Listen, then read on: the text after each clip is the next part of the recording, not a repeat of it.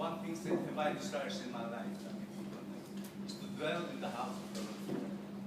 So ang ating pong buhay ay kinakailangan yung manatiling tayo sa presensya po ng Panginoon, hindi po ba?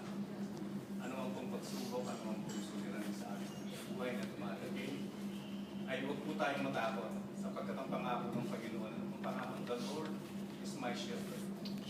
I shall not want. Sabi niya, pinahihimlay po tayo niya sa malabong na pastulan. So yun po yung pangako niya.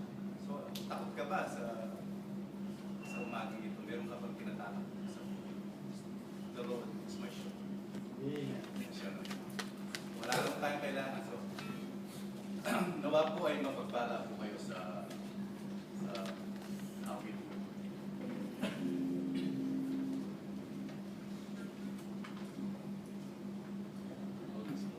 Dinig naman po ninyo at mamalakas po ang boses. So, praise God po. Nawa po, ang Diyos po ang may